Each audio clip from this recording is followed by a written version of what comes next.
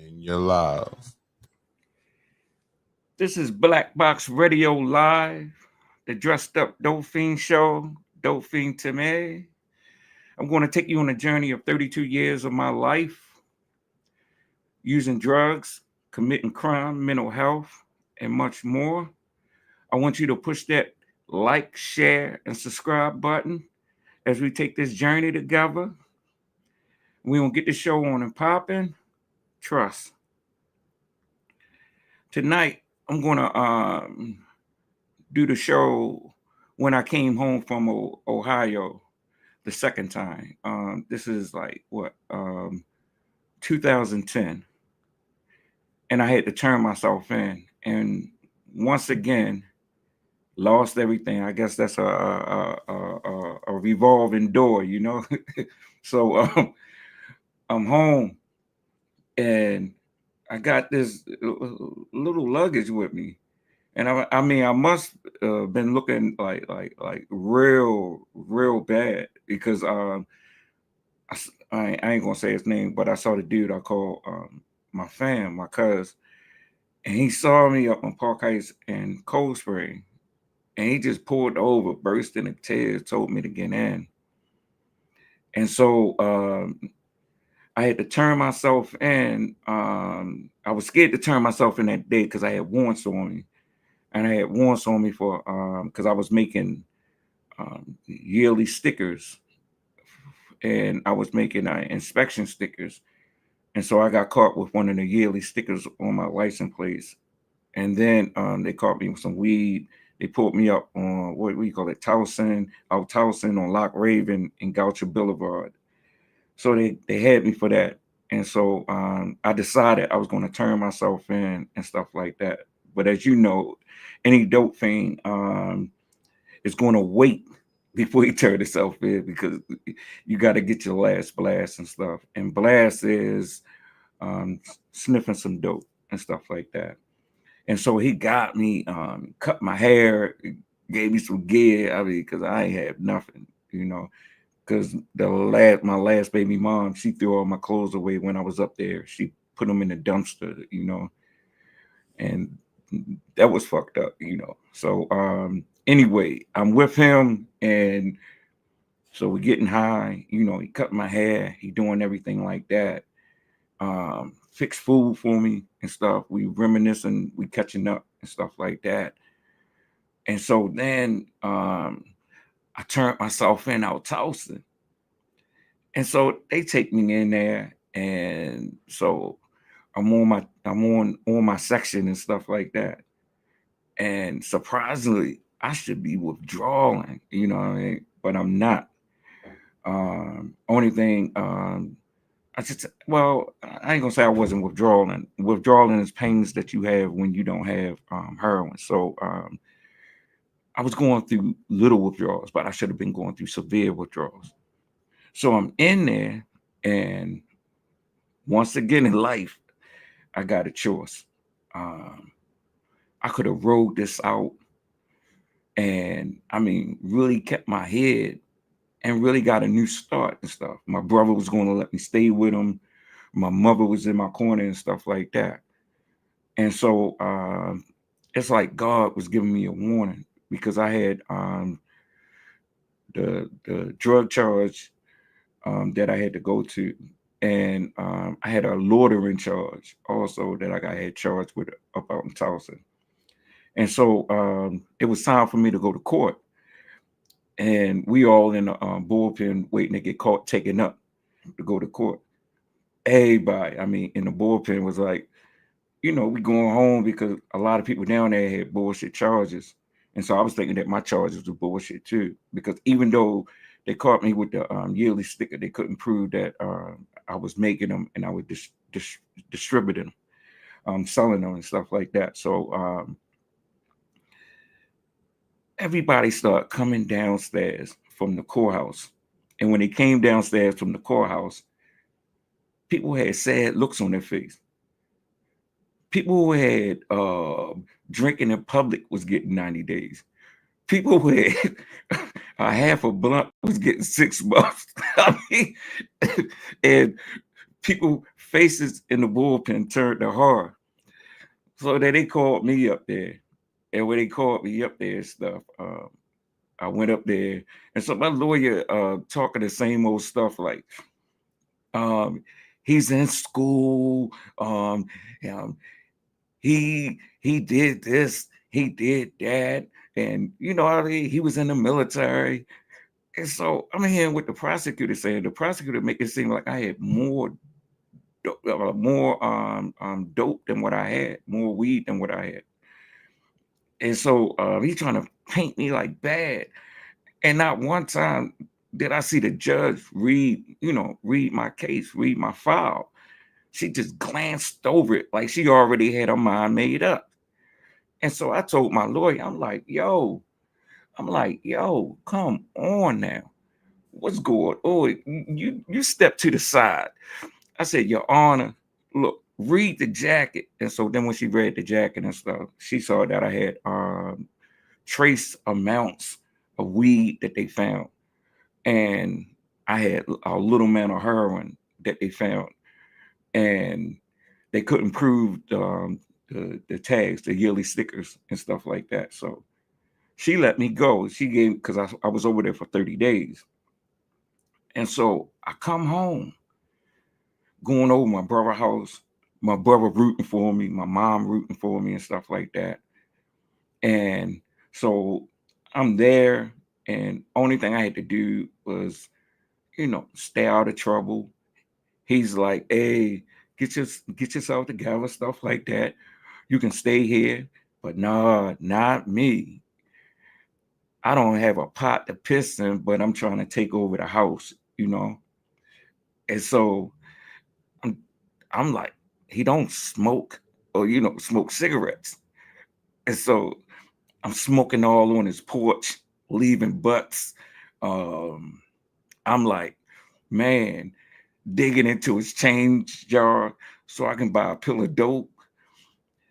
He's recording things on, I don't know what you call that, Timu or TikTok. I don't know what you call it, but he would have this thing that recorded shows, but it would lock the TV where I couldn't watch what I want. So I would just erase his show, so I could. I mean, I was just, off the chain. Then I was disrespectful to his future fiance. That's what I call it. But they married now, and so I'm there. Once again, I run into my boy who picked me up on Park Heights in Cold Spring. And I had a choice. I'm not getting high too much at that time. I know if I hook up with him, I'm going to start sniffing dope every day. Not once did I think about the grace that I was given, the love, the mercy from God that I was given.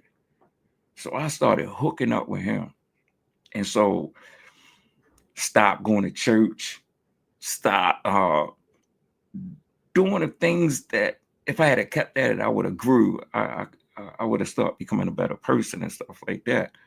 But now I'm getting high. Now my brother want me gone. And so my brother gave me 3 days to leave. And so all that was in my mind, I said, I got to find me a female to finesse fast. And then it was like if life dropped the jewel in my life. It was a college sorority party going on. And so I went there and I met this woman. She was from South America, from Guyana. And so, I mean, I put that golden tongue on it. I mean, really slick talking. And the next thing you know, I moved in our house within 3 days. Now, getting high, don't want to work, don't even want to talk to her. Only thing I want to do is have sex. I mean, she was a good woman. She was a principal. Only thing she wanted me to do was go to church, and she was going to get me a car so I could get a job. But I was looking, anytime when somebody would say job back then, it was like a bad joke to me. It was like, work, please, you know what I mean? Because I was selling, I started selling perks anyway, also making extra money and stuff like that. So, and I was selling Xannies, which is Xanaxes. And so it was like a bad joke. And I'm in our house. And so I'm all on the computer flirting with other people. What I do is self-sabotage. So I'm self-sabotaging this relationship. I mean, she's a real good woman. And so she's a principal and everything. And she's nothing but nice. And she got liquor that she brought home from Guyana. I mean, homemade and stuff. I did drunk that up. I'm sneaking, smoking cigarettes at our house.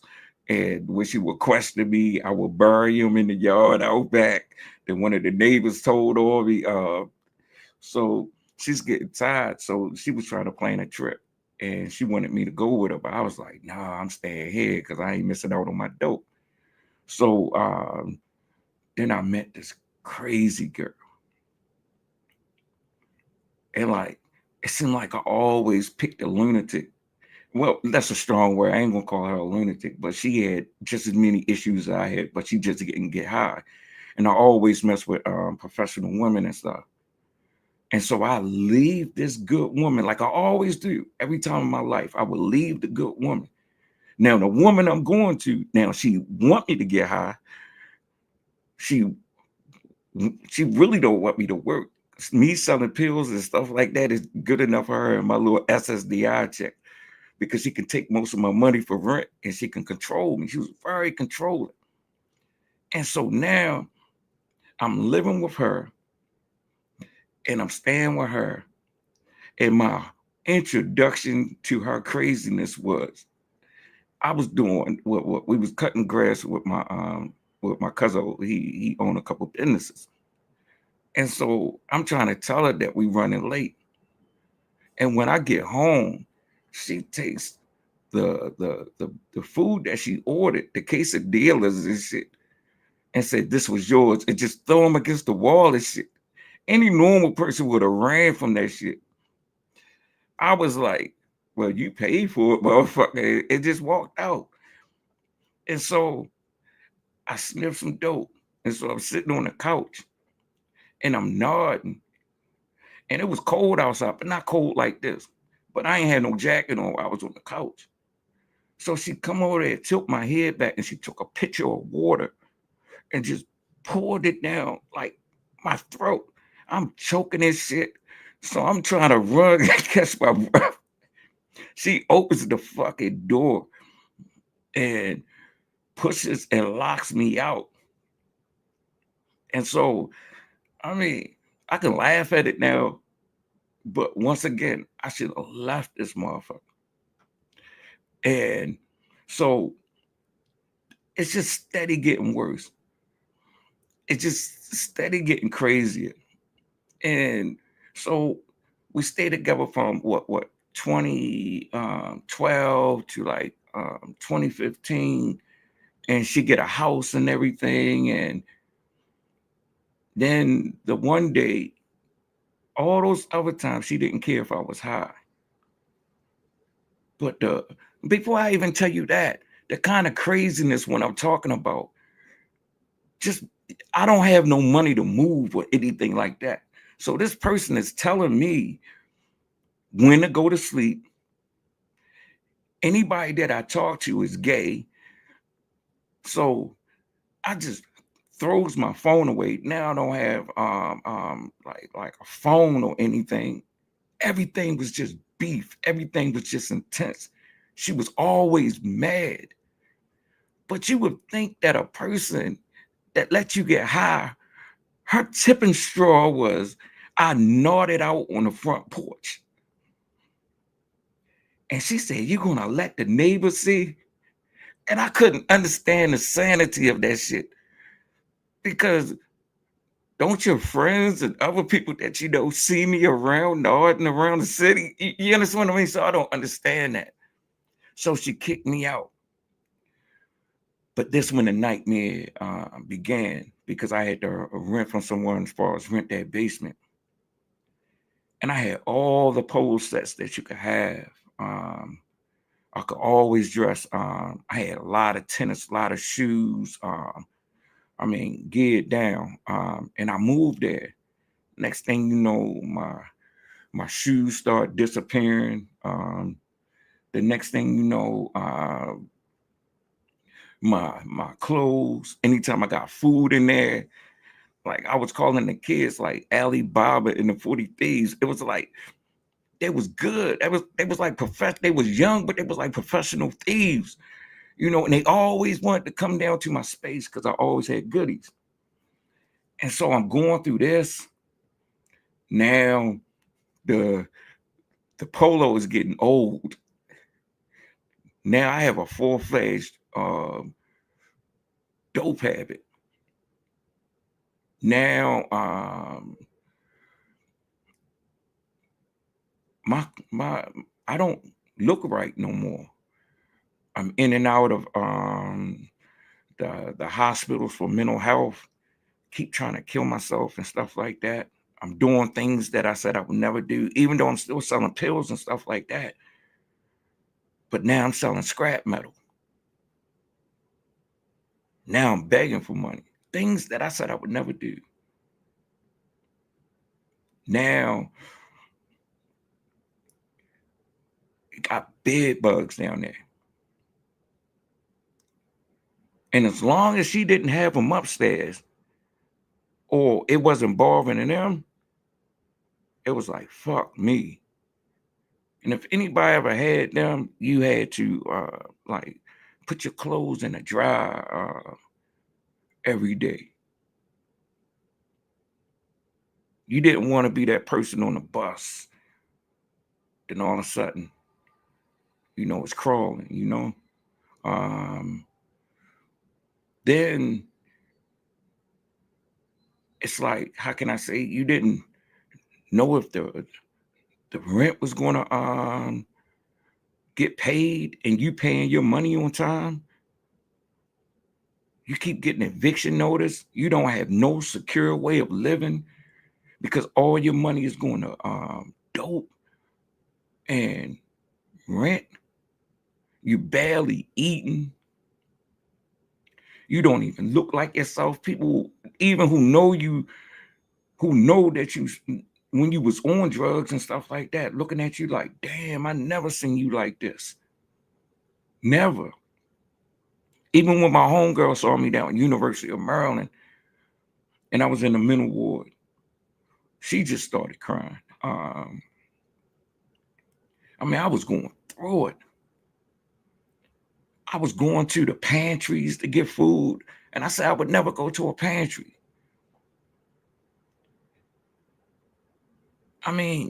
Doing dumbass hustles that I said I would never do. And so then my cousin, once again, the dude who picked me up early, who I was telling you about when I first came back from Ohio, so he let me stay there. And so what was crazy about that was, you know, he smoked. And anybody know a smoker, 3 o'clock in the morning, 2 o'clock, 4 o'clock in the morning, they all right times. He got to go to work in the morning. I don't. So guess who's walking to go get it? 3 in the morning, 2 in the morning. And so I'm up there, we down on Greenwood, but I had to walk all the way up Woodland, all the way on Pimlico, 3 in the morning. I mean, that's when anybody from Baltimore know, that's when the weirdos come out, like around that time. And, you know, stick-up boys and stuff like that. And so I got this long butcher knife. And so one night, I'm going to cop the dope up a little past Pimlico racetrack, right on Park Heights on one of those side streets. And so I'm going up there because they had the jugs. And so this car pull up. I'm thinking they about to rob me. So I pull out the butcher knife. So he pull out a gun. And he's like, I should shoot your dumb ass. That knife dropped. My feet was hitting the back of my ass so hard as I peeled up that street. Anybody that was normal, that had sanity, would have went home, would have called that the night. But no, I went still up there to cop. It was like stuff like that, just going on every day. Then I got robbed up there. I was smoking Primos, Coolie Max. A Coolie Max is when you put coke in a cigarette, and after you sniff some dope, and you know. So I'm back there doing that. I guess somebody made a phone call, and then they came back there and robbed me. And so the dude had me in the L, while the other dude was hitting me. And he already got the money. So I'm like, yo, what the fuck you hitting me for? You got the money. And so they bounce. And that's when everybody want to ask, are you okay? Are you all right? And I'm like, what the fuck? If you saw something, you know, why weren't you concerned then? You know what I mean? So I had a little attitude, you know. But do you think I'm trying to change? Nah. Still doing my dumbass shit. Then my hand shakes like back then. Well, it still shake. Well, it's way better now. But my hand was shake. So now I'm on, what was it? Was it Denison? I'm up there, up top Park Heights around the Belvedere area. So I'm up there and I'm copping once again. And so my hand's shaking. So shorty like, are you fucking 5-0? Yo. And he's about to shoot me right there on the porch. And one of the youngins come running across the street. He say, no, that's Unc. He cool as shit. No, that's Unc. No, yo, don't do that. He cool as shit. And he said, why his fucking handshake? He said, no, that's just him. You would think once again, I would stop. Nah. But when my heart started beating fast, because from all the stress and my pancreas acting up, you getting stomach ulcers and shit like that. My diet is poor. It's no different than the basement, except for I'm just in a cleaner place. I'm just with someone that that I know I grew up with. But the insanity was still continuing. But once my heart started beating fast and stuff like that, you know, I had to stop getting high.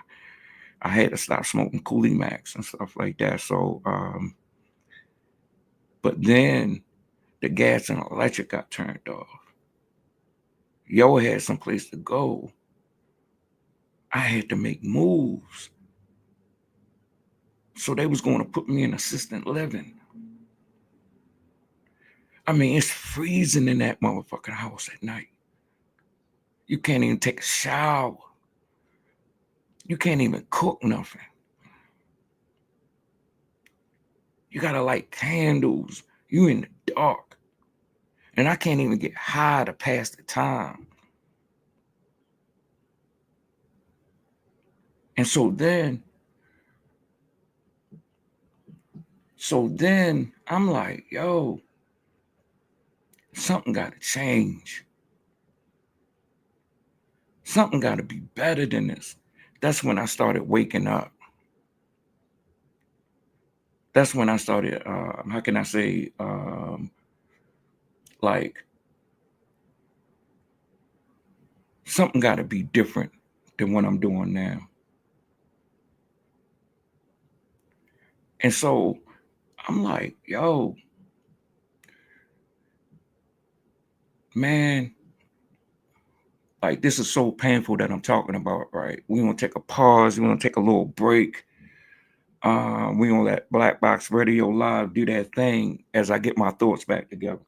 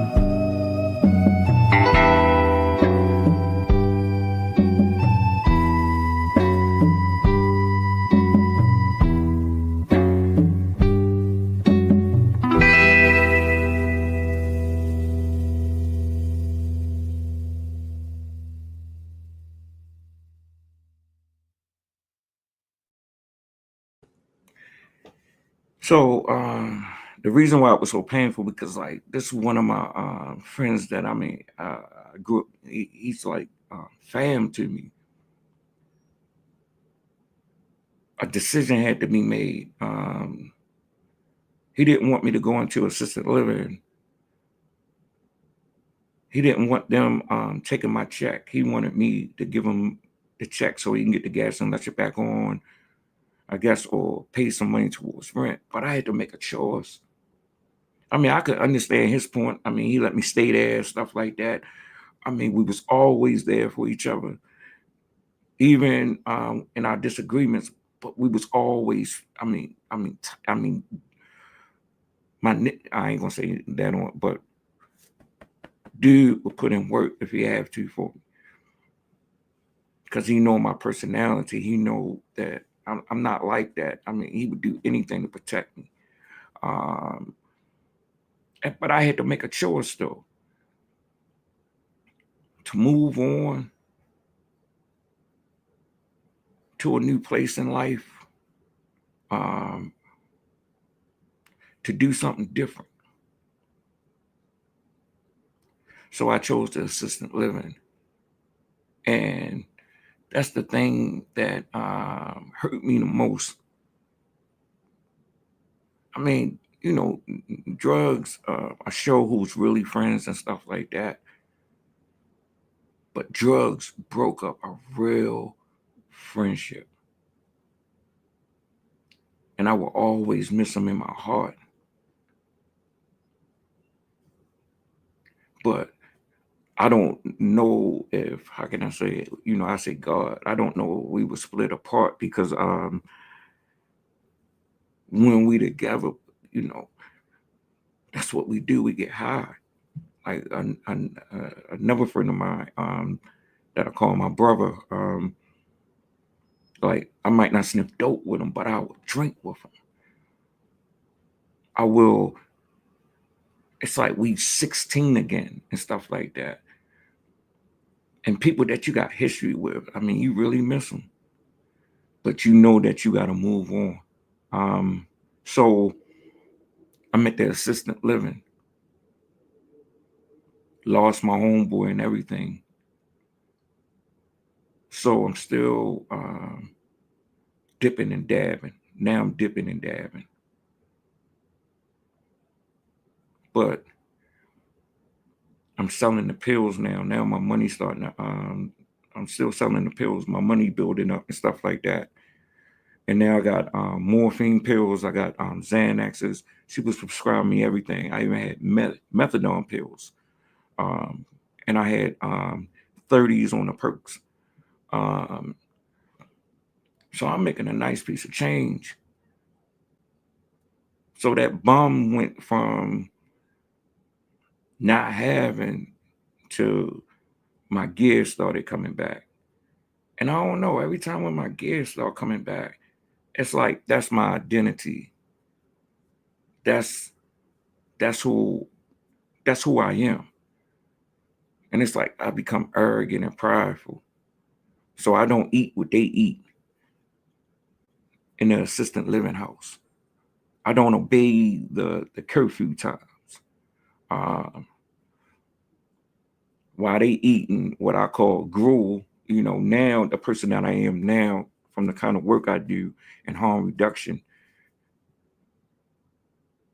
now I know, man, just witnessing, even when I've been through it, when I was homeless for 2 months, as far as like sleeping outside, as far as sleeping in the car, hard really to be homeless when that's all I was eating, like Zingers. Zingers is like a Twinkie. It got cream in it, but it got icing on the top. And I used to eat the yellow ones and milk. That's all I would have. But I wasn't appreciative of nothing. But the major breakthrough came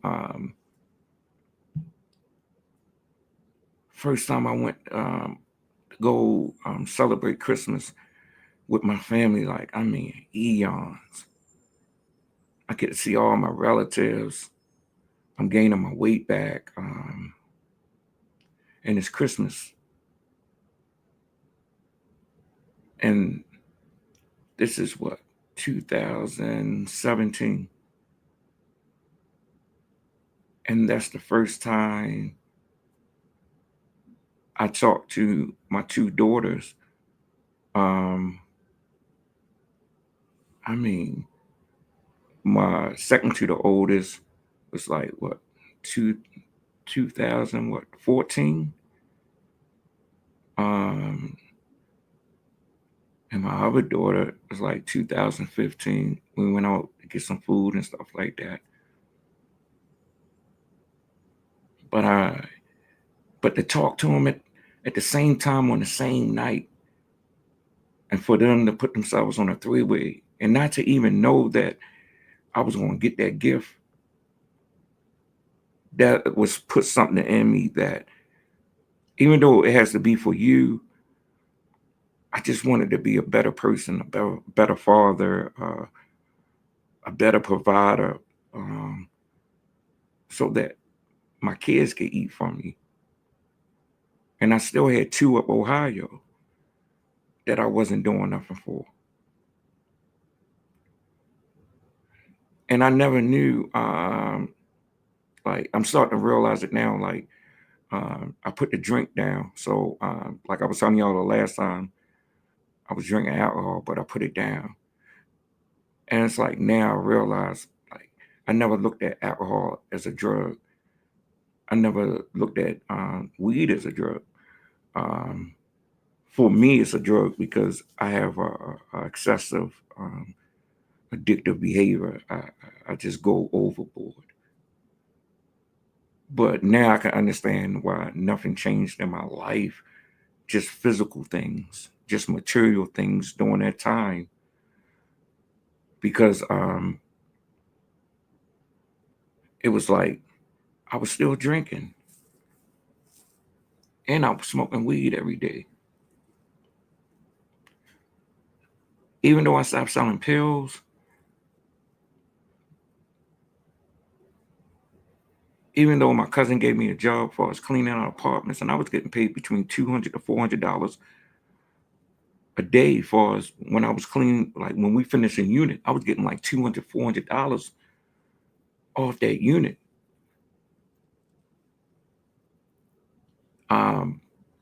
Started working at Amazon. The assistant living people who I was under, who put me into the house, got me my own apartment. I had so much true religion that I didn't have to duplicate my outfit within a month. I had over 50 pair of tennis shoes.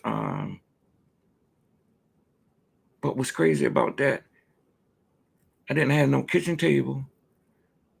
I didn't have no living room set.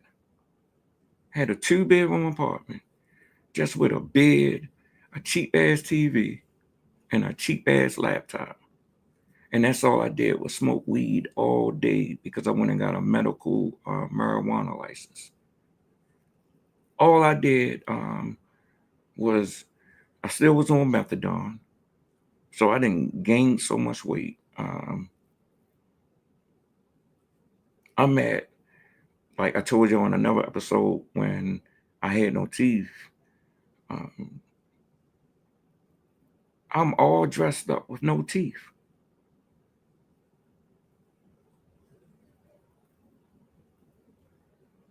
All that. I didn't invest into myself. I didn't do anything as far as inner work.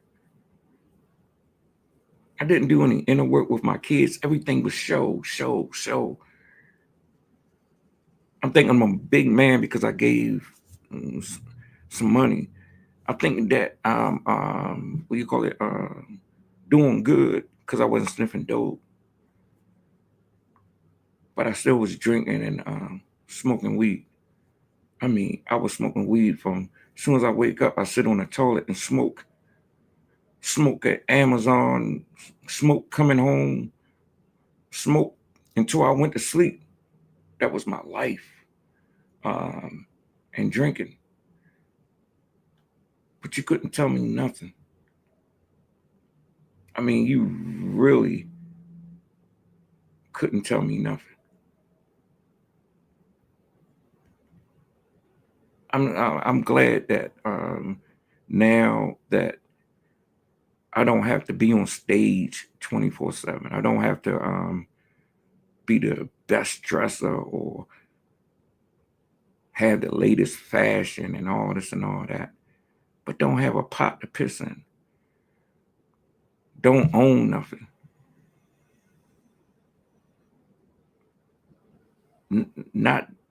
I'm glad I'm different now.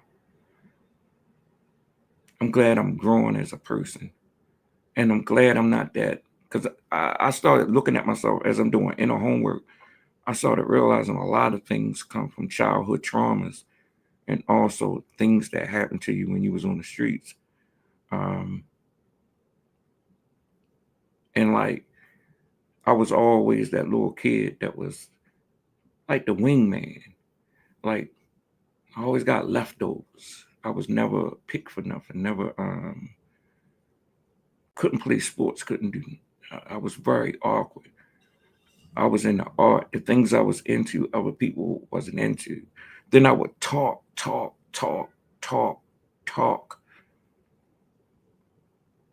And so you had to have a very,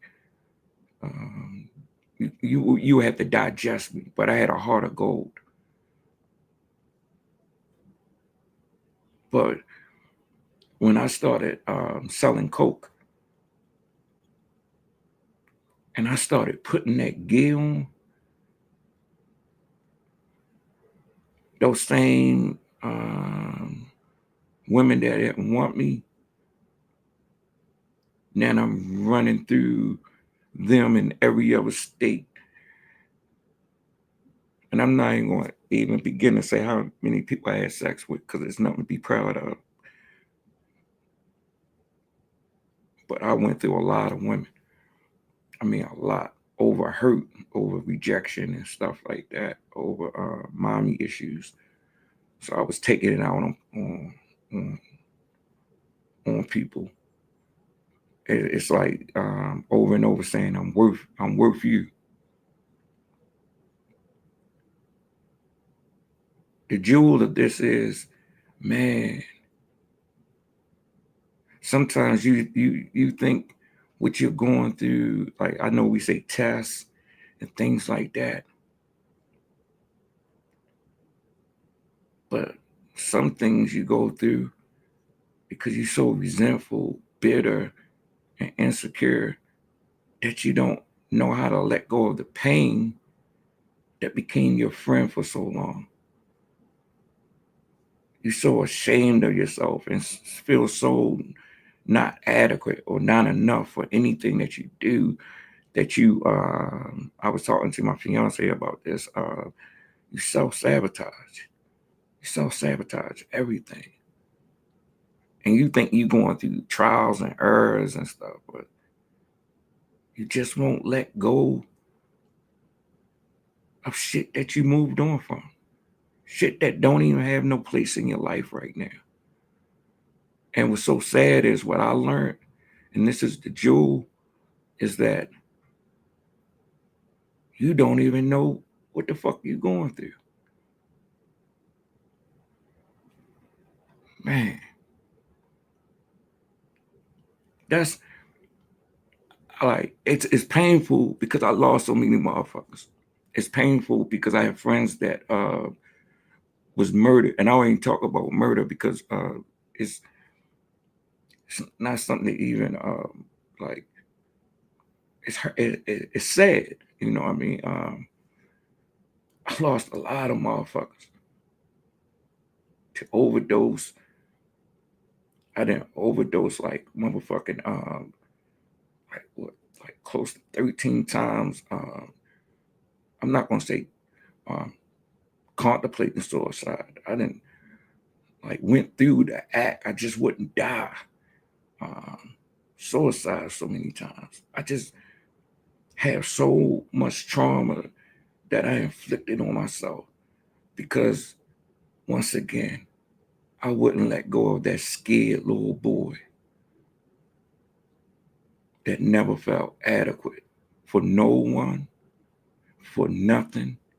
And so all he was about, proving himself and hurting others because they hurt him. And to face what I really thought about myself, I have to drink, I have to sniff dope, I have to smoke weed, I have to fuck women, I have to do so many things to numb myself and try to find love from. Things can't love you. If you don't love you, you can't love others, and you can't receive love. And that's the jewel. I know like I was all over the place tonight, but this was a hurtful one for me. And I didn't even get all into it, you know. I really skimmed on the top of it. Because even in what I just shared with you, I got like a million stories from 2010 to 2019. I have a million stories from there. From 2019 to now, I have a million stories that happened to me that you wouldn't even believe. But I'm going to wrap this up, and we're going to take a break. I just got to get myself together before we do the outro. Black Box Radio is going to take a pause and hit you with some info.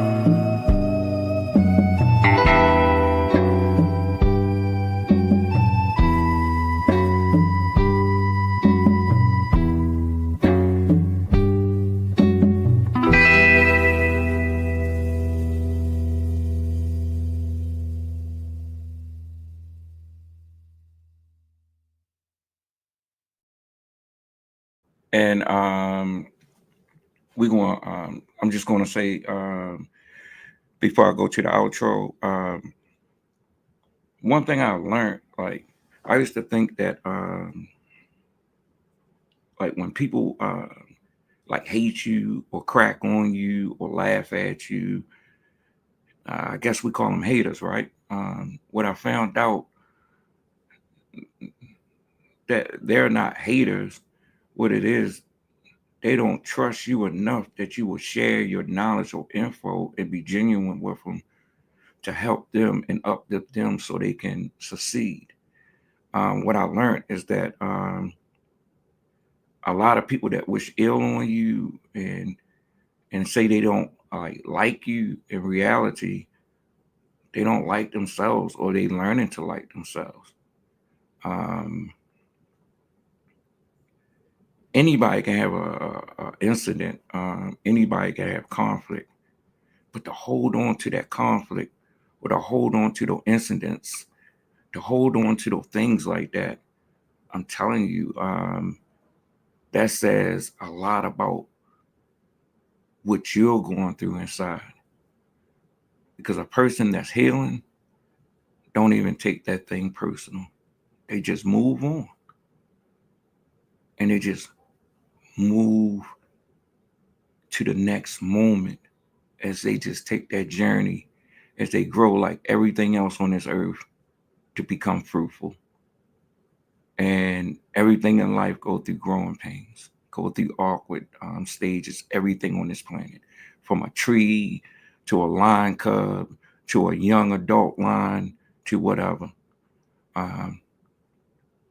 You go through growing pains. But it's just that some of us, we stay in the afterbirth, and we so busy celebrating what we went through in the past that we never see the moment, the door that we walking through now. We never see the light that we're reaching for as we take this new road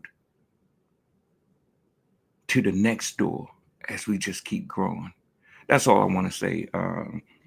Hope y'all like the show tonight. I know we had some laughs and stuff like that. Like, once again, I know that I always, we call the show Dressed Up Dope Fiend and stuff like that.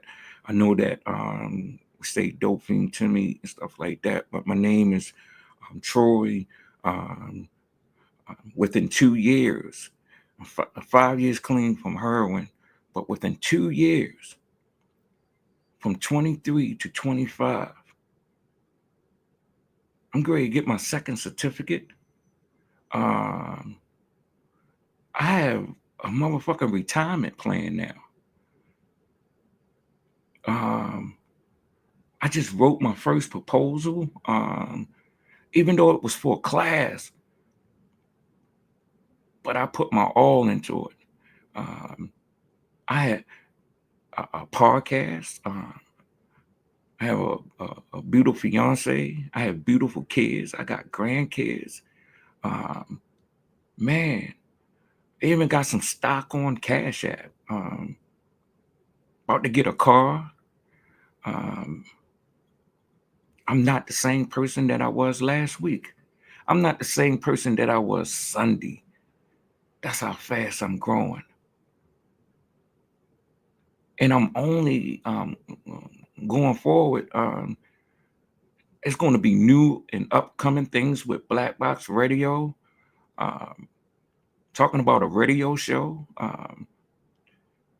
The point when I'm saying about all this, growth is so possible when you have love behind your change, when all your motives are right. And I'm just celebrating and showing you within 2 years, when your motives are pure and your heart is correct, and you stop repeating that hurt little boy and stop self-sabotage. Just like I just had to make a choice. And what's so crazy is that when the Ravens lost, I was so mad about a fucking Ravens game, but I wasn't mad about that I have a thin stomach lining on my stomach. And I'm drinking Jameson every day. I could get stomach cancer. I was told that if I keep drinking, blood pressure going up. I wasn't taking high blood pressure pills, eating everything I shouldn't eat. I got gastritis in the pancreatitis. Man, was neglecting everything. And I could have stayed in that poison water, in that still water. But I chose to climb out of it and just dive into that flowing river. And for just a short little ride on this current, man, I see fruitful trees on the side of the banks, grass growing. Man, I see some beautiful things, man.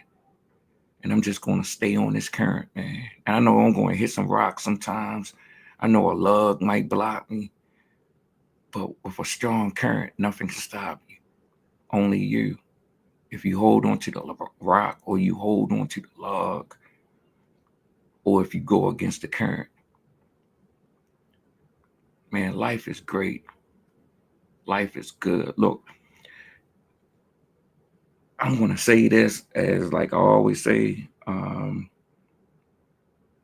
you got to punch through your grave, climb through that dirt. Just like when a mother gives birth, as soon as you see that sunlight, when you break through that struggle, you're going to go and just breathe in life and breathe in that sunlight. That's all I'm saying. You just got to keep digging and keep going. And then even when you get there, then you just got to keep walking. And some days the ground going to be muddy. Some days the ground going to be cold. Some days the ground going to be hot. And some days it's just going to be just right. But this planet is seasonal and life is seasonal. But once you understand that, then you know when to plant seeds, you know when to reap, when to sow, when to reap the harvest, you know when to sit still, you know the season that life got you on. Man, this is beautiful. Look, I want you to like, subscribe, and share. Man, this is a Black Box Radio joint.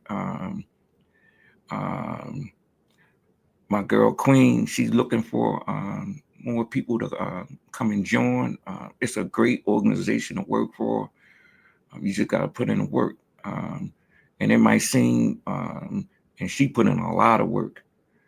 And it might seem like, man, great things about to happen. Put it that way, man. I'm telling you, great things about to happen over here, man.